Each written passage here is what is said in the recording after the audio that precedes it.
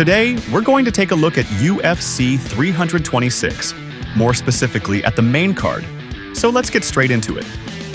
The first fight we'll talk about is Bruno Ferreira, the Hulk, versus Gregory Rodrigues, RoboCop. Let's start with the Brazilian, Gregory Rodrigues, known as RoboCop. He is currently ranked number 13 in the UFC middleweight division. Rodrigues has a professional record of 18 wins and 6 losses. He is an experienced fighter who also competed on Dana White's Contender Series before joining the UFC. In his UFC career, he has fought and defeated fighters such as Roman Kopylov and Jack Hermanson.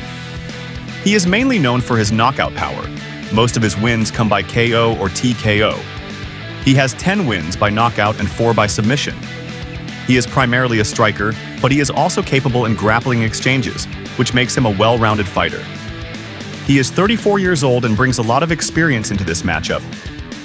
Now let's talk about his opponent, Bruno Ferreira, also from Brazil, nicknamed the Hulk. He has a professional record of 15 wins and 2 losses. In the UFC, he holds a 6-2 record. He also earned his contract through Dana White's Contender Series. Ferreira is known for his explosive style and finishing ability. He has 9 wins by KO/TKO and 5 by submission.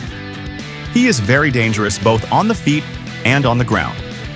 Earlier in their careers, Ferreira defeated Rodrigues by first-round TKO at UFC 283. Since then, both fighters have developed and gained more experience.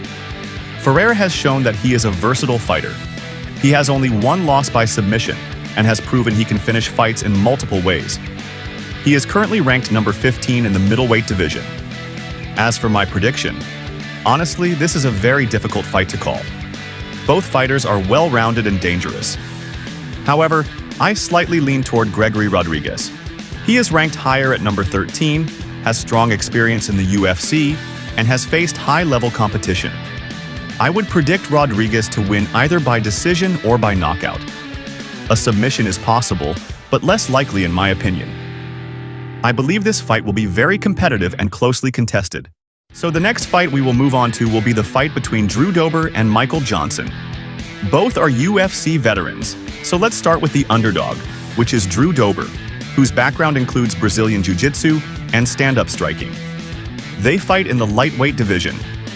Drew Dober has a record of 28-15-0. In the UFC, he has a 14-11-0 record. In his last 5 fights, he has lost 3 times and won twice. Most recently, he defeated Kyle Prepelex by knockout, and before that he suffered 3 straight losses to Manuel Torres, Jean Silva, and Renato Moicano. Earlier in his career, he also won against Ricky Glenn, King Green, and Rafael Alves. He has 16 wins by knockout, 5 by submission, and 7 by decision, so he is versatile, capable of finishing fights both standing and on the ground. His Taekwondo style and Brazilian Jiu-Jitsu skills make him a dangerous opponent. Michael Johnson is 39 years old. He has a professional MMA record of 24-19-0. In the UFC, his record is 16-15-0. He is on a 3-fight winning streak, defeating Darius Flowers, Otman Azatar, and Daniel Zellhuber in his most recent bouts. Before that, he lost to Diego Ferreira and has wins such as against Alan Patrick. His best years were roughly between 2015 and 2017 when he fought top competition. He beat Edson Barboza, lost to Benil Dariush, lost to Nate Diaz, beat Justin Poirier, lost to Khabib Nurmagomedov, and lost to Justin Gaethje. So he has fought some of the best fighters. Now he is a bit older, so the result is hard to predict. My prediction is that Drew Dober might win by submission, because Michael Johnson has relatively few submission wins compared to his career total, and several submission losses. If Johnson is to win, it will likely be by decision or knockout. Of course, I also don't rule out a knockout from Drew Dober. We will see what happens in the octagon. Moving on to the next fight, the third one overall and the second on the main card, Rob Font versus Raul Rosas Jr. Let's start with the American fighter, who is the clear underdog in this matchup, Rob Font. He has a professional MMA record of 22 wins and 9 losses. He is 38 years old, which is quite advanced for the bantamweight division at 135 pounds. In the UFC, Font has a record of 12 wins and 8 losses. He is a very experienced fighter and has competed against top-level opponents such as Davison Figueiredo, Corey Sandhagen, and Jose Aldo, although he lost those fights. He does hold wins over fighters like Cody Garbrandt, Marlon Moraes, Ricky Simon, Sergio Pettis, Skylar Phillips, and Adrian Yanez. He has a lot of experience inside the UFC octagon and is currently ranked number 13 in the bantamweight division. In terms of style, Font is well-rounded. He has 9 wins by KO/TKO, 4 by submission, and 9 by decision. This shows that he can finish fights, but is also capable of going the distance. He is primarily known for his boxing, strong jab, and high-volume striking. Now moving on to Raul Rosas Jr. He is not currently ranked, but he is widely seen as the favorite in this matchup. He is only 21 years old. In the UFC, he has 5 wins and 1 loss. He earned his contract through Dana White's Contender Series. Rosas Jr. is mainly a grappler. He has 2 wins by KO/TKO, 6 by submission, and 3 by decision. Most of his victories have come by submission, which shows how dangerous he is on the ground. He has victories over Terrence Mitchell, Jay Perrin, Auriki Lang, and Vince Morales. His only loss came against Christian Rodriguez by unanimous decision. As for my prediction, I'm going with Raul Rosas Jr., either by submission or by decision. I believe he wins this fight because he is younger, fresher, and still developing. Rob Font is very experienced, but at this stage of his career, he is no longer climbing toward title contention. He is more in the veteran phase of his career. Rosas Jr. has only 1 loss on his record and a lot of momentum. I believe that with a win in this fight, he could potentially enter the bantamweight rankings. So moving on to the co-main event of UFC 326, we have Reinier de Ridder, also known as RDR, versus Caio Borralho, the Natural. Let's start with the underdog in this matchup, Reinier de Ridder. He is currently ranked 8 in the UFC middleweight division, which is 1 position below Caio Borralho. Reinier de Ridder has a professional MMA record of 21 wins and 3 losses. Before joining the UFC, he became very well known for his time in ONE Championship, where he was a 2-division champion and held 2 belts. In ONE Championship, he had a record of 7 wins and 2 losses.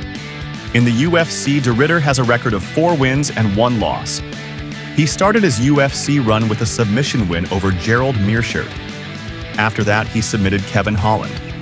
Then he scored a knockout victory with a knee to the body. Later, he earned a split decision win over Robert Whittaker, which raised questions about whether he could potentially face elite contenders like Khamzat Chimaev. However, he later suffered a loss to Brendan Allen. Now he faces Caio Borralho. In terms of fighting style, de Ridder is primarily a grappler. His listed background includes judo, but he is especially dangerous on the ground.